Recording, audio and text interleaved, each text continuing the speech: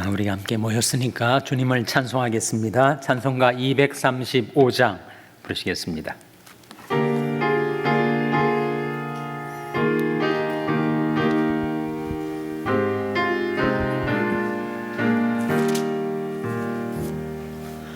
달고 묘한 그 말씀, 생명의 말씀은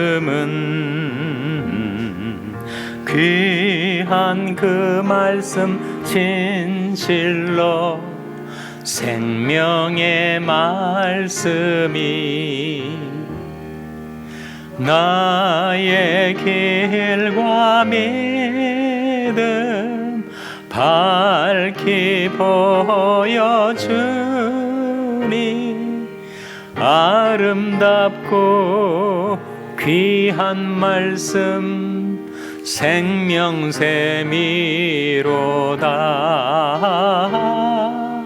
아름답고 귀한 말씀, 생명샘이로다.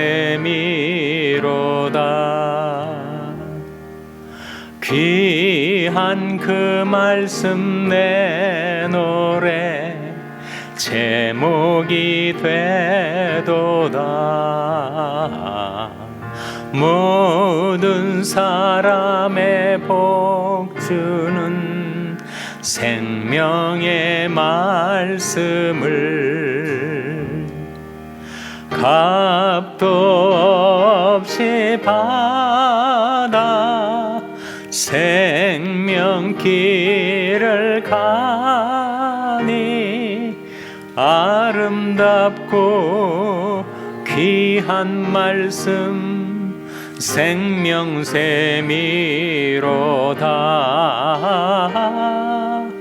아름답고 귀한 말씀, 생명샘이로다. 널리 울리고 퍼지는 생명의 말씀은 마음의 용서와 평안을 골고루 주나니 다만 예수 말씀 들어 복을 받네. 아름답고 귀한 말씀, 생명샘이로다.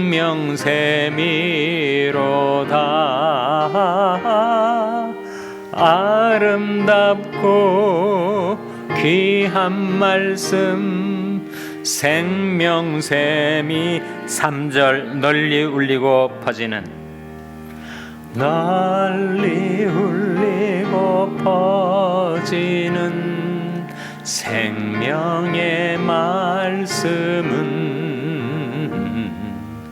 마음의 용서와 평안을 골고루 주나니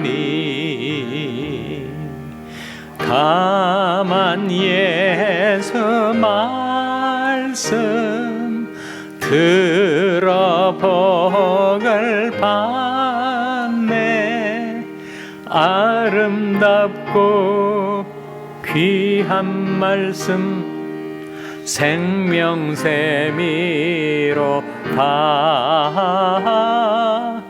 아름답고 귀한 말씀, 생명샘이로다.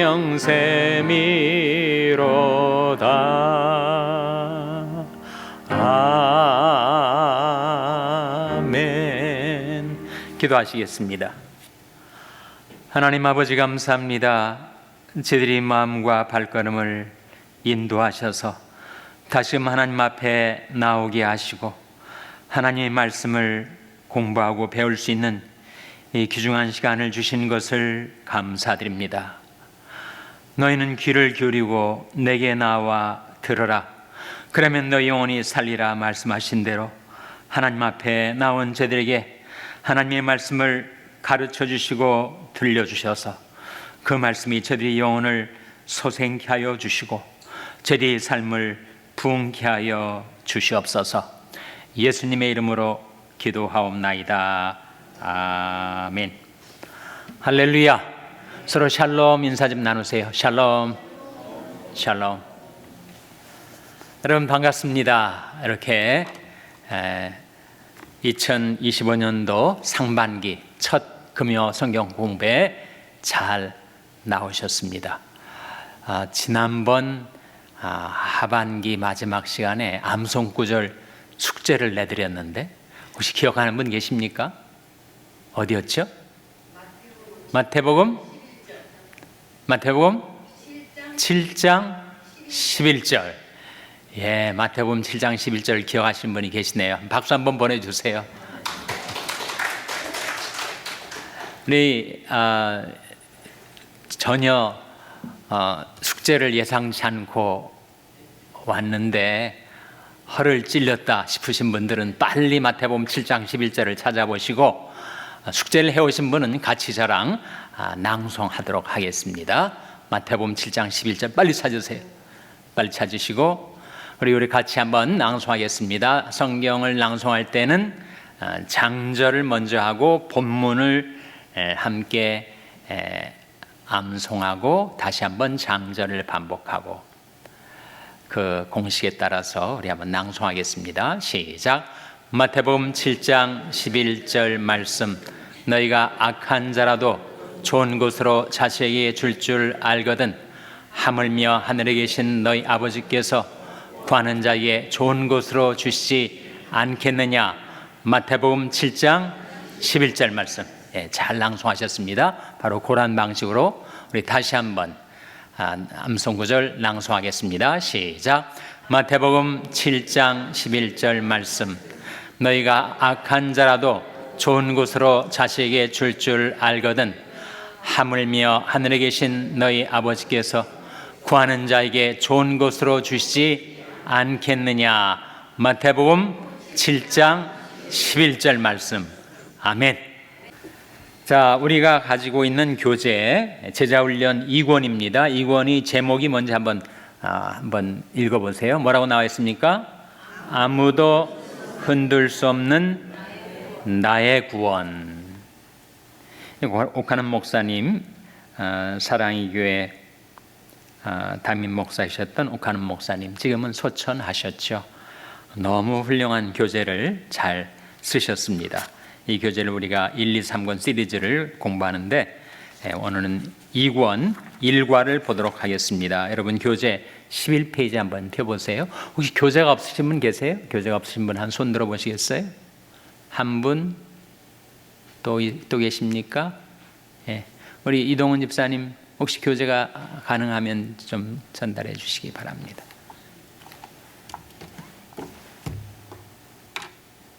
다른 분들은 다 교재 가지고 계세요? 네. 1, 2, 3권 세트를 지난번에 받으셨을 거예요.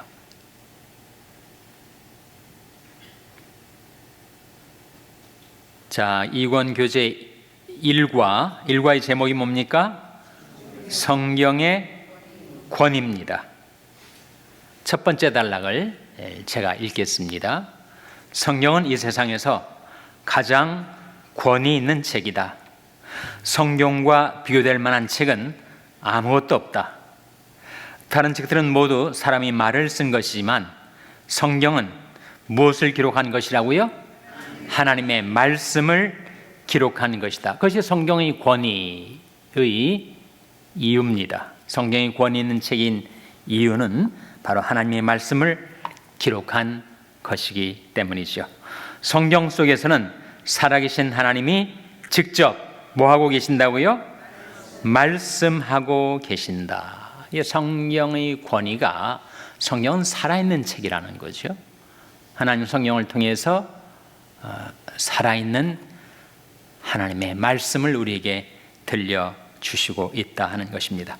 그러므로 우리는 성경이 특별한 권위가 있는 것처럼 보이도록 애를 쓰거나 장황하게 변명할 필요가 없다. 왜냐하면 성경은 그 자체로 아무도 허물 수 없는 권위를 가지고 있기 때문이다. 이번 과의 제목이 성경의 권위인데 성경의 권위가 있는 이유는 뭐라는 겁니까? 성경은 하나님의 말씀이기 때문이다.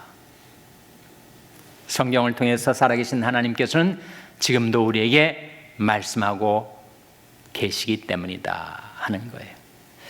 제가 퀴즈를 하나 낼까요? 한번 알아맞혀 보세요. 이 세상에서 지금까지 가장 많이 팔린 책이 뭘까요? 예? 이 세상에 지금까지 가장 많이 팔린 책은 공책이었답니다. 공책. 공책이 얼마나 많이 팔렸겠어요? 최근까지 정말 초대형 베스트셀러를 몇 개 소개를 해드리면 릭 워린 목사님, 우리가 있는 남가주 교회죠. 세들백 교회 릭 워린 목사님은 은퇴하셨습니다. 젊은 새로운 담임 목사가 와 있는데 한때 담임 목사이셨던 릭 워린 목사님이 지은 목적이 이끄는 삶, The Purpose Driven Life라는 그 책이 몇 년 전만 해도 3천만 권 팔렸다고 했는데 오늘 제가 알아본 바로는 5천만 권이 팔렸대요. 여러분, 5천만 권이 얼마나 많은 책입니까? 그런데 영국의 J.K. 롤링이라는 한 여성이 쓴 해리 포터스, 지금까지 7권이 나왔는데 해리 포터스 시리즈는 몇 권 정도 팔렸을까요? 6억 권이 팔렸답니다. 6억 권. 5천만 권도 엄청난 책인데 해리 포터가 6억 권이 팔렸다. 그보다 더 많이 팔린 책이 모택동 어록이랍니다. 모택동 어록은 현재까지 10억 권이 팔렸대요. 모택동 어록 혹시 보셨어요? 저도 못 봤는데 아마 중국이 14억이니까 중국에서 의무적으로 다 그 책을 읽게 하니까 뭐 10억 팔렸다 해도 대부분 중국 사람들이 사봤다는 거겠죠. 또 나눠줬다는 거겠죠. 성경은 지금까지 확인된 발간 책 수로 50억 권 이상이 팔렸다고 합니다. 성경이 얼마나 인류에게 동서고금을 막론하고 막대한 영향을 미쳐왔는지를 우리에게 상기시켜주고 있습니다. 자, 이제 한 페이지 넘어가서 1번 질문 보도록 하겠습니다. 히브리서 1장 1절 2절을 읽으면 신구약 성경이 하나님의 말씀인 사실을 금방 알 수 있다. 히브리서 1장 1절 2절 한번 같이 읽겠습니다. 화면에 나옵니다. 시작. 옛적에 선자들로 여러 부분과 여러 모양으로 우리 조상들에게 말씀하신 하나님이 이 모든 날 마지막에 아들로 우리에게 말씀하셨으니 이 아들을 만유의 후사로 세우시고 또 저로 말미암아 모든 세계를 지으셨느니라. 이 말씀에 옛적에 여러 부분과 여러 모양으로 하나님께서 누구를 통해서 말씀해 오셨다고요?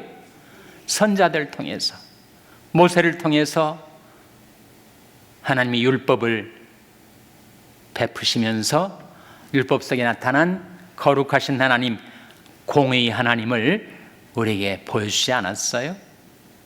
그 이후로도 사무엘, 엘리야, 엘리사, 이사야, 예레미야, 에스겔, 다니엘, 호세아, 요엘, 아모스, 오바댜, 요나, 미가, 나움, 하박국, 스바냐, 학개, 스가랴, 말라기.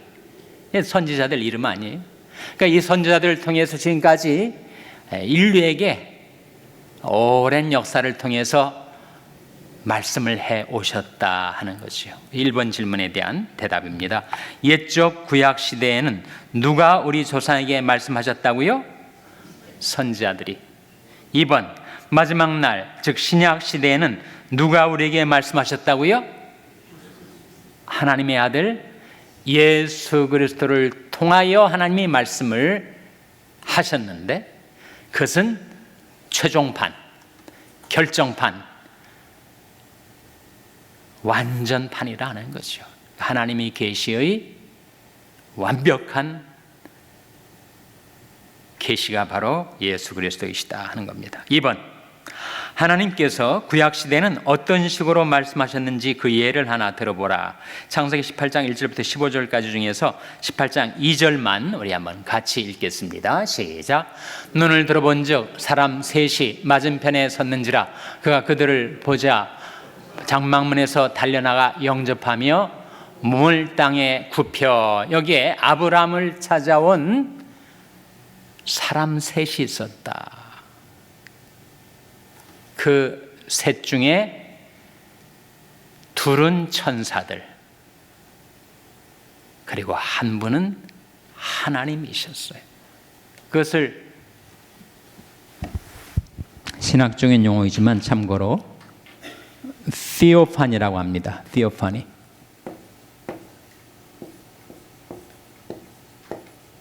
하나님의 현현이라는 거죠. 하나님의 현현. 구약 시대에도 하나님께서 자신을 나타내신 적이 있는데, 드러내신 적이 있는데, 이것을 theophany라고 하는 하나님의 현현이라고 해요. 하나님께서 두 천사를 대동하시고 사람의 모습으로 아브라함을 찾아오신 것입니다. 3번, 신약에는 하나님의 아들 예수 그리스도께서 친히 세상에 오셔서 하신 말씀이 기록되어 있다. 선지자들을 보내시던 하나님이 아들을 보내셨다는 것은 최후 통첩이라고 할 수 있다.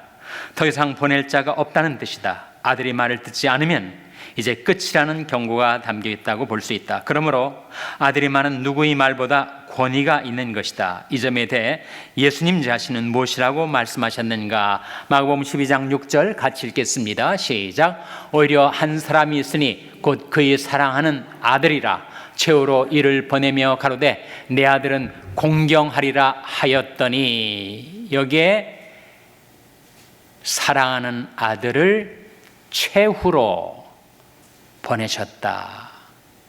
그 사랑하는 아들은 누구를 가리킬까요? 바로 예수 그리스도를 가리키죠. 요한복음 7장 16절 역시 같이 읽겠습니다. 시작. 예수께서 대답하여 가라사대 내 교훈은 내 것이 아니요 나를 보내신 이의 것이니라. 내 교훈은 내 것이 아니라 나를 보내신 이, 누구를 가리키죠? 하나님이죠. 그러니까 내 교훈은 하나님의 것이다. 내가 말하는 것은 하나님이 나를 통해서 말씀하는 것이다. 예수께서 외쳐 가라사대 나를 믿는 자는 나를 믿는 것이 아니요 나를 보내신 이를 믿는 것이며 나를 보는 자는 나를 보내신 이를 보는 것이니라. 이렇게 말씀하셨어요. 그러니까 하나님은 하나님 영이시기 때문에 우리 육안으로 못 보거든요. 그 하나님께서 독생자 예수 그리스도를 통하여 자신을 계시하셨기 때문에 예수 그리스도를 보는 자는 하나님을 보는 것이요 예수 그리스도를 듣는 자는 하나님을 듣는 것이다. 그래서 하나님을 가리켜서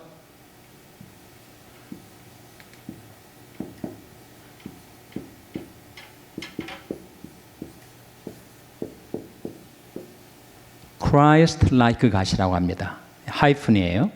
그리스도와 같으신 하나님. 하나님은 우리가 하나님을 배울 수가 없었는데 하나님이 과연 어떤 분이실까를 알고 싶으면 그리스도를 보라 하는 거예요. 왜 그러냐면 하나님은 그리스도와 같으신 하나님이시기 때문입니다. 본래 하나님을 본 사람이 없으되 아버지 품속에 있는 독생하신 하나님이 나타내셨느니라 하신 말씀대로죠. 4번, 성경은 하나님의 아들이 오셔서 최종적으로 하신 말씀을 담고 있기 때문에 누가 더 보태거나 뺄 수 없다. 다시 말해서 성경은 더 이상 기록될 것이 없다. 이미 완성되었다. 이 점에 대해 주님은 무엇이라고 하시는가? 요한계시록 22장 18절 19절 같이 읽겠습니다. 시작. 내가 이 책의 예언의 말씀을 듣는 각인에게 증거하노니 만일 누구든지 이것들 외에 더하면 하나님이 이 책에 기록된 재앙들을 그에게 더하실 터이요 만일 누구든지 이 책의 예언의 말씀에서 제하여 버리면 하나님이 이 책에 기록된 생명나무와 및 거룩한 성의 참여함을 제하여 버리시리라. 하나님의 말씀은 완결성을 가지고 있기 때문에 누가 거기에 더할 수도 없고 뺄 수도 없다. 성경은 가감할 수 없는 완전한 책이다 라고 말씀해주고 있는 겁니다. 5번, 만일 누가 당신을 찾아와서 성경 외에 자기가 하나님으로부터 직접 받은 계시가 있으니 들어보라고 한다면 어떻게 대답하겠는가? 그리고 그런 사람을 만나본 일이 있으면 말해봐라. 그런 사람을 좀 만나보셨어요? 직통 계시를 받는 사람들 있죠? 직통 계시. 자기는 직접 하나님에게 계시를 받는다. 하나님이 계시는 성경을 통해서 우리에게 다 계시되었습니다. 추가로 성경 말고 내가 직접 하나님의 계시를 전달한다라고 하는 사람은 잘못된 사람입니다. 제가 한번 새벽기도 시간에 말씀을 나눈 적이 있는데, 글쎄 전도관 있잖아요. 전도관 박대선 장로. 박대선 장로가 장로교 착실한 집사였는데, 장로가 되고 나서 막 그를 통해서 희한한 일들이 일어났습니다. 성수라고 해가지고 자기가 손으로 씻은 물을 갖다가 누가 환자의 환부에다가 대면 환자들이 벌떡벌떡 일어나고 이런 희한한 일들이 벌어지니까 한강 백사장에서 박대선 장로가 1950년대 말 60년대 초 집회를 할 때는 그야말로 구름처럼 사람들이 모여들었다는 거 아니에요? 집사였던 그가 장로가 되고, 장로가 돼서 그렇게 많은 사람들이 추종을 하자 그가 이제 자칭 나는 동방의 의인이다, 참 감람나무다, 이 스가랴서에 나온 예언의 말씀인데 자칭 참 감람나무가 되고 동방의 의인이 됐어요.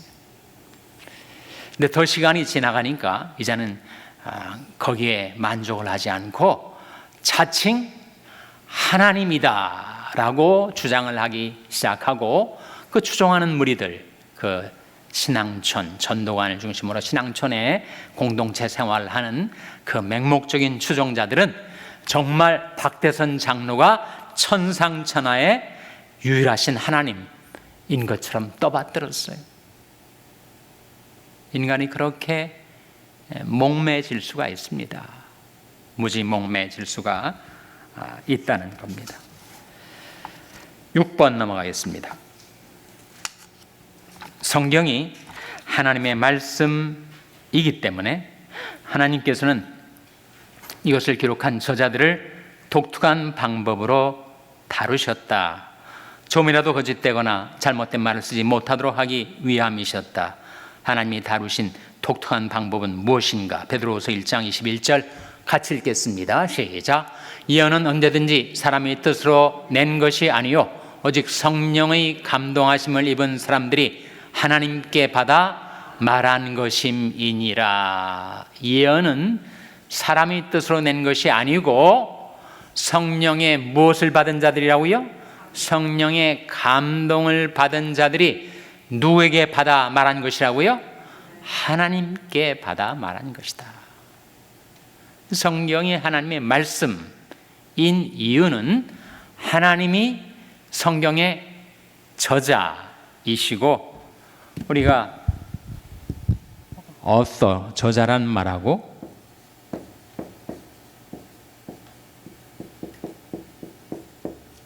writer, 기자, 기록자란 말이죠. 성경의 저자는 하나님 한 분이시죠. 성경의 기자들은 한 40명쯤 됩니다.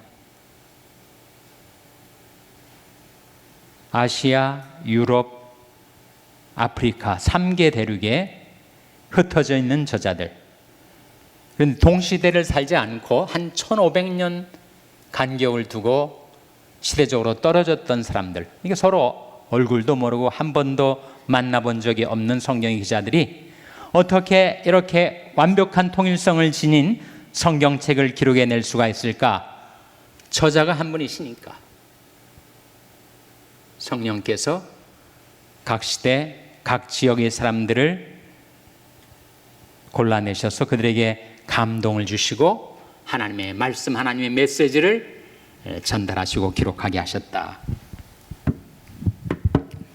하는 겁니다. 7번, 이 질문 잘 들어보세요. 7번, 저자들이 성령의 감동을 입었다는 것은 그들이 성령의 지혜와 능력과 인도하심에 사로잡혀 있었다는 말이다. 성령은 그들이 하나님의 음성을 듣게 하셨다. 보고 들은 것을 기억나게 하시고 깨닫게 하셨다.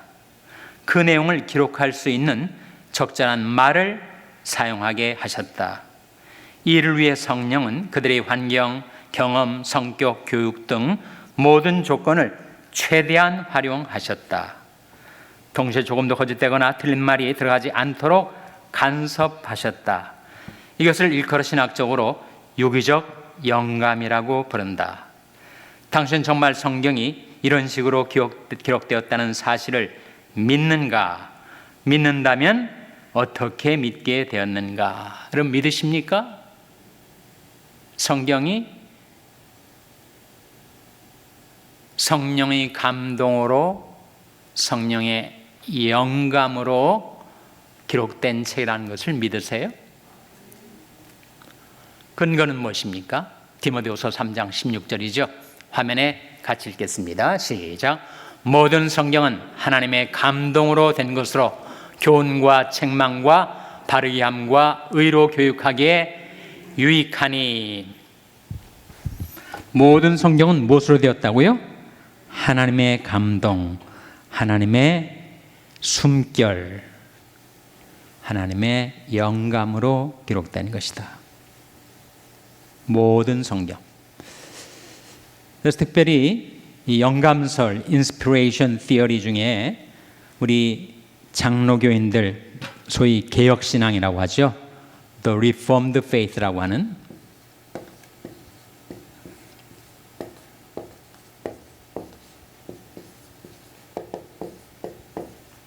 존 켈빈, 웨스트민스터 신앙고백, 그리고 장로교의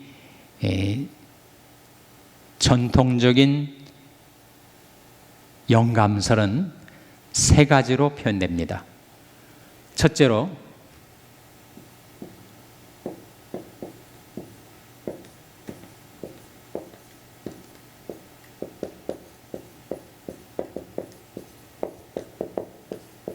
The verbal inspiration, 번역을 하면 축자 영감설입니다. 축자 영감설. 성경 말씀 한 말씀에 성령의 감동이, 성령의 영감이 배어 있다. The verbal inspiration. 둘째는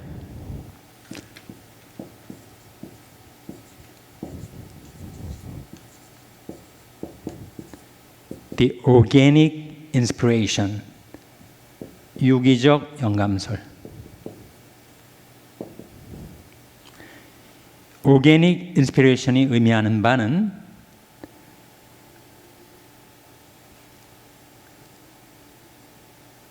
성경이 기록될 때 dictation 방식으로 성경 기자의 인격과 교양과 경험을 다 제거해 버리고 구술 딕테이션, 구술 방식으로 받아쓰게 기록하는 것이 아니고 그 성경 기자들의 인격, 교양, 경험, 교육, 환경, 그 모든 것들을 다 사용하셔서 유기적으로 그 성경이 기록되게 하셨다 하는 겁니다. 그 성경 책마다 66권이 책마다 각 책의 독특성이 있어요. 요한복음하고 마태복음이 다르지 않습니까? 그리고 바울 서신하고 베드로 서신이 달라요. 그들이 쓰는 어휘도 다르고 문체도 다르고. 성령께서 성경 기자들의 모든 것을 유기적으로 사용하셔서 성경을 기록하게 하셨다 하는 겁니다. 세 번째는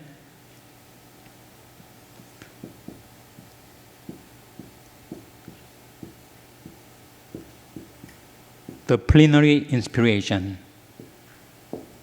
완전 영감설. 이 plenary라는 말은 전체의 또는 완전한 그런 뜻 아닙니까? 그래서 우리 개혁신앙이 성경의 영감설을 믿을 때 이 세 가지 차원, 세 가지 측면이 있어요.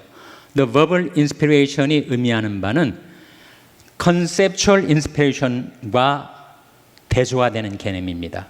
그러니까 어떤 사람들은 그 성경의 글자 한자 한자가 영감된 것이 아니라 성경의 어떤 대략적인 컨셉을 성경 기자에게 주셔가지고 그들이 그 컨셉을 갖고 자기들이 선택한 어휘와 문체를 사용했다 하는 것이 컨셉추얼 인스피레이션인데, 그에 반하여 우리가 믿는 것은 바로 축자 영감술이다. 하나님께서 개념만을 영감한 것이 아니고 한 글자 한 글자 써나가는데 성령께서 인도해 주셨다 하는 거죠. 이해가 되십니까? 따라오고 계세요? 그러니까 the verbal inspiration은 conceptual inspiration과 대조화되는 개념이에요. 다음에 the organic inspiration이란 말은 mechanical inspiration과 대조화되는 거예요. mechanical은 뭐예요? 기계적인 거 아니에요? 그러니까 성경 기자의 인격은 완전히 도외시되고 백주로 만들어 놓고 그냥 딕테이션, 구술 방식으로 성경을 기록하게 하셨다. 그게 아니라는 거죠. 성경 기자의 인격과 경험, 개성과 문체 모든 걸 다 활용하셔서 유기적으로 기록하게 하신 것이 그런 미케니컬 인스피레이션이 아니다라는 것이 유기적 영감설의 의미입니다. 세 번째, the plenary inspiration은 무엇과 대조화되는 거냐면 the partial inspiration, 부분 영감설과 대조화돼요. 부분 영감설은 이를테면 로마서는 영감되었지만 역대상은 영감되지 않았다. 성경적 66권이 전부 영감된 것이 아니라 정말 영감이 넘치는 시편이나 로마서나 창세기가 있고, 다음에 무슨 역사서나 아가서나 이런 것들은 그는 영감됐다고 보기가 어렵다. 그러니까 성경의 어느 부분은 영감되어 있고 어느 부분은 그렇지 않다라고 하는 것이 the partial inspiration인데, 그와 대조되는 개념으로 성경은 완전한 영감된 책이다 하는 거예요. 이해가 되십니까? 예. 그 상대가 되는, 대조가 되는 개념을 비교해 보시면 이게 의미하는 바를 더 아실 거예요. The verbal inspiration은 축자 영감설로서 이것은 conceptual inspiration, 하나님이 어떤 컨셉트만 제공하시고 그 다음에 성경 기자가 자기 언어, 자기 단어 선택에 의해서 성경이 기록된 것이 아니고 그 한 글자 한 글자 성령의 인도하심이 있었다 하는 그런 의미에서의 the conceptual inspiration과 대조가 되는 개념이고, the organic inspiration은 완전히 인간의 모든 지성과 개성은 다 제거가 된 상태에서 그저 받아쓰기로 구술식으로 딕테이션 방식에 의해서 쓰여진 것이 아니다. The mechanical inspiration이 아니라 the organic inspiration으로서 성령께서 성경 기자의 개성과 문체를 다 활용하셨다는 뜻입니다. 근데 플리너리는 파셜과 대조가 되는 것으로서 어떤 책은 성경에 영감이 넘치고 어떤 책은 성경에 영감이 없다가 아니고 성경 전체가 다 성령의 영감에 의해서 기록된 책이다 하는 것이 바로 우리 Reformed Faith 장로교 신앙에서 성경의 영감을 이해하는 방식입니다. 이해가 되십니까? 질문 있으면 해주시기 바랍니다. 8번 넘어가겠습니다. 9번, 성령의 감동으로 기록된 성경은 성령의 조명을 받아야 읽을 때 깨닫고 믿을 수가 있다. 왜 그런가? 고린도전서 2장 14절 같이 읽겠습니다. 시작. 육에 속한 사람은 하나님의 성령의 일을 받지 아니하나니 저에게는 미련하게 보이며 또 깨닫지도 못하나니 이런 일은 영적으로라야 분변함이니라. 성경책이 성령의 감동으로 기록되었기 때문에 성령의 조명, 성령의 일루미네이션이 있어야 깨달아지지, 아무리 자기 지성이 고도로 발달된 사람이라 하더라도 성경 앞에서는 쑥맥과 같다는 거예요. 전혀 성경을 깨달을 수가 없어요. 그러니까 성령께서 성경을 영감해서 주셨기 때문에 성령의 조명, 성령의 감동이, 성령의 가르치심이 있을 때 비로소 성경 말씀이 깨달아진다 하는 겁니다. 그렇기 때문에 우리가 성경을 읽을 때 어떻게 하죠? 성경을 읽을 때 내 이성, 내 지성으로 성경을 분석하고 해독하려고 하지 않고 우리는 기도합니다. 내 눈을 열어서 주의 법의 귀한 것을 보게 하소서. 기도하고 성경을 읽고 깨닫죠. 주의 말씀을 열무로 우둔한 자에게 비추어 깨닫게 하나이다. 하나님이 말씀을 열어주셔야 우리가 그 말씀을 깨달을 수가 있다는 거죠.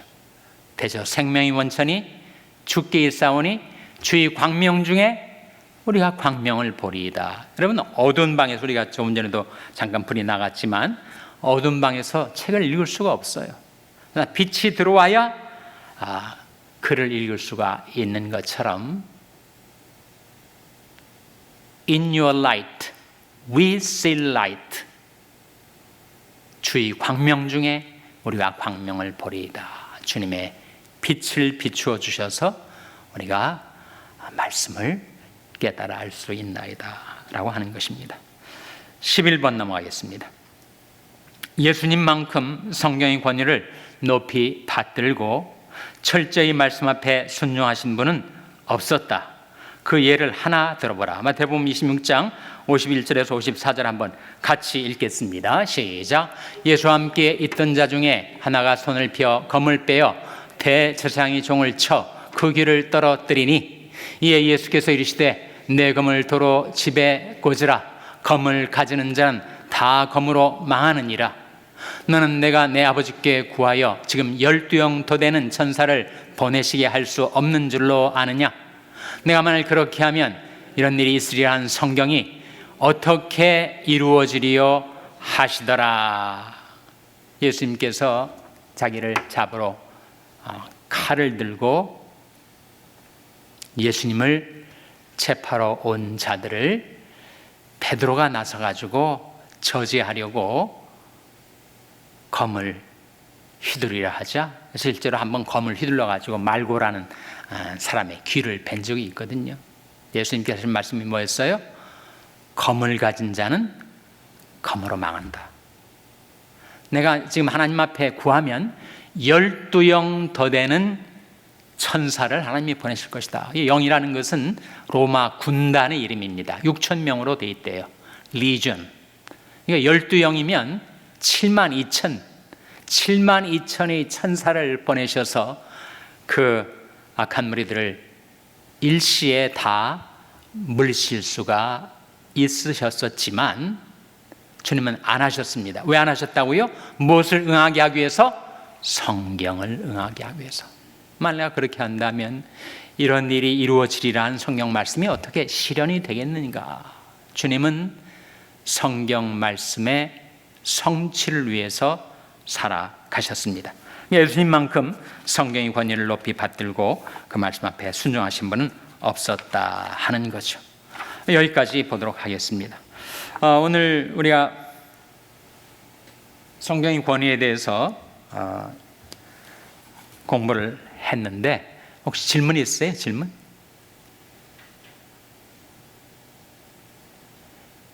성경의 권위에 대해서 여러 가지 관점에서 생각해 볼 수 있지만 역시 가장 중요한 것은 나 자신이 정말 성경 말씀이 하나님 말씀이구나 라는 체험이 필요합니다. 그런 경험, 그런 깨달음이 필요해요. 그 말씀의 능력을 우리가 체험하는 것이 필요합니다. 그렇게 모든 것이 암담하고 막혀 있는 것 같았는데 하나님의 말씀이 한 줄기 햇빛처럼 내 마음에 비추어 와서 내가 다시 희망을 갖고 용기를 내어 일어설 수 있게 해주는 그 하나님의 말씀의 능력을 체험하는 것이 그 말씀의 권위를 내가 개인적으로 알게 되는 길입니다. 그래서 성경이 얼마나 권위 있는 책인가에 대한 여러 가지 설명보다도 나 자신이 정말 성경 속에 기록된 이 하나님 말씀 한 말씀 한 말씀이 살아계신 하나님의 말씀이고 하나님은 지금도 성경책을 통해서 우리에게 말씀하고 계신다 하는 것을 내가 체험하는 것, 그것이 말씀의 권위를 내가 인정하게 되는 길이라 하는 겁니다. 여기까지 다른 질문이 없는 걸로 봐서 간증 시간으로 들어가도록 하겠습니다. 우리가 성경 공부를 하면서 간증을 하는 시간을 가져요. 이게 왜 중요하냐 하면 주님과 우리와의 러브 스토리거든요. 러브 스토리는 항상 흥미롭지 않아요? 그래서 내가 어떻게 주님을 만났는지, 주님이 어떻게 나와 함께 지금까지 동행해 주셨는지 그것을 듣는 시간을 우리가 갖고자 합니다. 대면으로 참석하신 분들 중에 정말 간증하시기를 원하신 분은 저한테 개별적으로 좀 말씀해 주시고, 또 온라인으로 참석하신 분들도 내가 한번 언제 금요일에 한번 간증하고 싶어요, 그런 분이 계시면 저한테 알려주시면 간증의 시간을 드리도록 하겠습니다. 오늘은 이혜정 집사님이 나오셔서 간증을 해주시겠습니다. 샬롬, 이혜정입니다. 저는 불교 집안에서 태어나 남편을 만날 때까지 교회를 모르는 불신자였습니다. 남편은 처음 소개팅에 만난 자리에서 제 종교를 물었을 때 부모님이 불교 신자라는 말을 듣고 남편이 많이 실망하는 걸 느꼈습니다.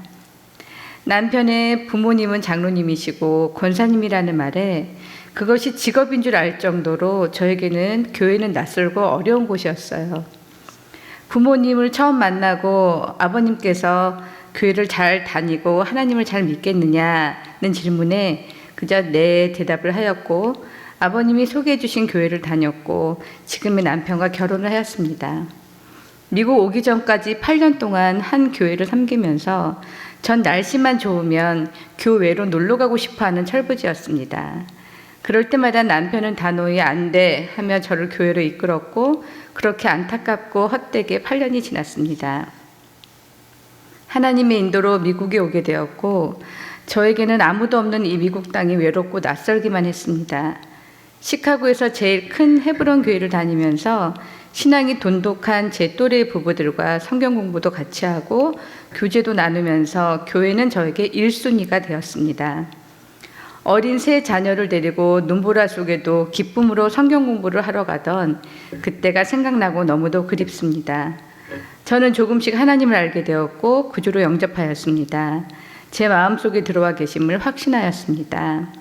목적이 이끄는 삶으로 스터디를 하면서 하나님은 저를 처음부터 자녀 삼아주시기 계획하셨고 이끄셨다는 것을 깨달았고, 전 너무나도 하나님의 크시고 놀라우신 은혜를 체험했습니다. 찬양이 늘 입에서 끊이지 않았고 항상 기쁨이 넘치는 삶이 되었습니다. 경제적으로 어려워도 마음은 늘 기쁘고 평안했습니다. 어려운 상황 가운데 셋째 다혜를 임신했을 때도 제 입술에선 오, 이 기쁨 주님 주신 것 주께 영광 할렐루야 주를 찬양해 찬양이 늘 넘쳐 나왔습니다.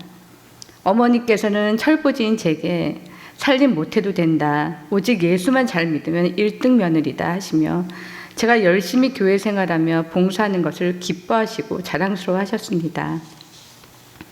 하나님의 계획하시고 인도하심에 따라 또 저는 캘리포니아로 이주하게 되었고 지금까지 샬롬교회를 섬기고 있습니다. 부족한 점이 많지만 제 능력 되는 한 열심히 봉사하며 기쁨으로 섬기고 있습니다. 어머니께서 어머니의 기도는 결코 땅에 떨어지지 않는다. 늘 자녀를 위해 기도하며 양육하여라는 말씀대로 열심히 기도하며 믿음의 동력자이며 좋은 아버지인 남편과 민우, 다은이, 다혜를 양육하였습니다.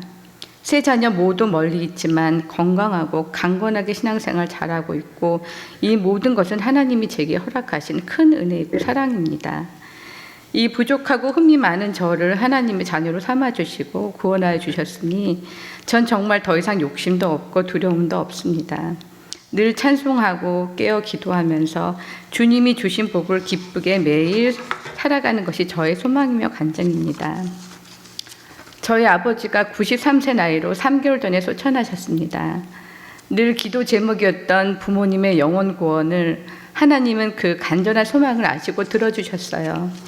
돌아가시기 2주일 전에 침상 세례를 받으셨고 세례 증서를 받으실 때 두 분이 상장을 받은 어린아이처럼 활짝 웃으시던 그 모습이 아직도 눈에 선합니다.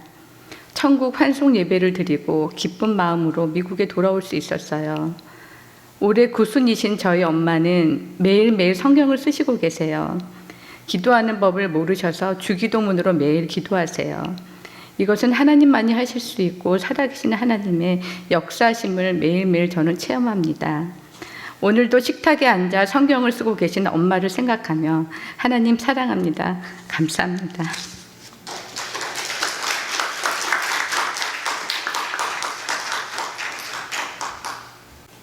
네, 은혜로운 간증이었죠? 네, 이렇게 간증하시면 됩니다.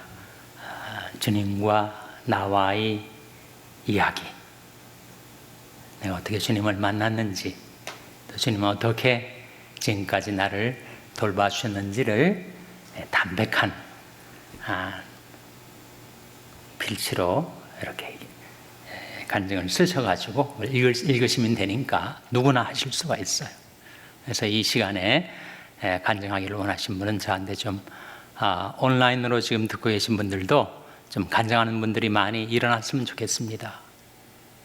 다른 사람들에게도 은혜를 끼치고 또 자기 자신의 신앙도 돌아보고 또 주님께 감사도 드리고 하는 이 귀중한 기회를 많이 활용해 주시기를 바랍니다.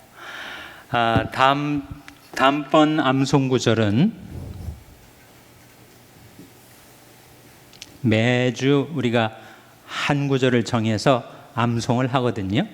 한 주 동안 그 말씀을 암송하려고 이렇게 애쓰다 보면은 그 말씀이 자연스럽게 묵상이 되고 깨달음이 옵니다. 다음 주 암송 구절은 디모데후서 3장 16절, 이 말씀이 숙제가 되겠습니다.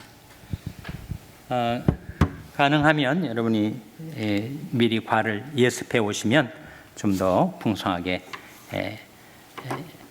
깨달음을 가질 수 있으리라고 생각을 합니다. 다음 주에는 우리가 이 과를 공부하도록 하겠습니다. 기도하고 마치겠습니다. 하나님 아버지, 저희들이 하나님의 말씀을 배우고 공부할 수 있는 시간을 주신 것을 감사드립니다. 하나님의 말씀으로 저희들의 연약한 믿음을 굳게 세워주시고 또 하나님의 말씀을 통해서 살아계신 하나님을 알고 신뢰하고 사랑하는 하나님의 자녀들로 살아가게 하여 주시옵소서. 또 간증 시간을 통하여 주님과 우리들 간의 아름다운 사랑 이야기를 저희들이 함께 나누고 주님께 영광을 돌리게 하여 주시옵소서. 모든 것 감사드리며 예수님의 이름으로 기도하옵나이다. 아멘. 평안히 돌아가시기 바랍니다.